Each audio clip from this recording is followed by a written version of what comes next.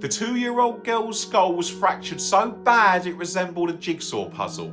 She had a traumatic brain injury, a torn liver and broken ribs. The pathologist said it looked like she had been involved in a high-speed car crash. Hello true crime fans, today we're looking at a case that truly haunted the city of Cork in Ireland. It's a story that involves a level of violence that is honestly hard to wrap your head around, especially because the victim was just a 2-year-old girl named Santina Cawley. To set the scene, we're in a block of flats on Borromana Road. It's the early hours of the 5th of July 2019. Santina's father, Michael Cawley, was in a relationship with a woman named Karen Harrington.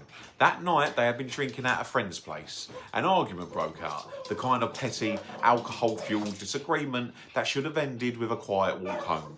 Instead, Michael left Santina in Karen's flat around 3 AM, thinking he was giving everyone space to cool off. He had no idea he was leaving his daughter in a death trap. When Michael returned 2 hours later at 5:11 AM, the silence in the flat was deafening. He found Santina laying on a duvet on the floor. She was naked, and the sight was devastating. He described her as all bruised, with her eyes only halfway open.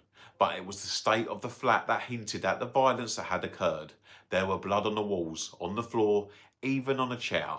Clumps of Santina's hair was found torn out, scattered near the sofa. The medical evidence presented during the trial was some of the most harrowing ever heard in an Irish courtroom. Assistant State Pathologist Dr. Margaret Bolster testified that Santina had suffered 53 separate injuries. This wasn't a quick or accidental death. It was a sustained, forceful assault. Her skull was fractured in multiple places, described as being shattered like a jigsaw puzzle.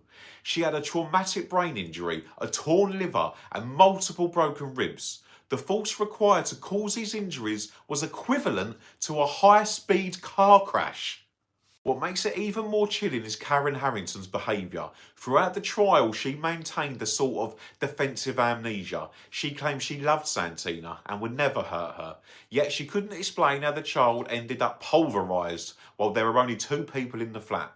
Forensic experts found Santina's blood on Harrington's leggings and top. The DNA evidence was an airtight seal of her guilt. In May 2022, Harrington was finally handed the life sentence for murder. But for Santina's family, the justice feels hollow. They lost a bright, happy little girl who, by all accounts, was the pride and joy of her father.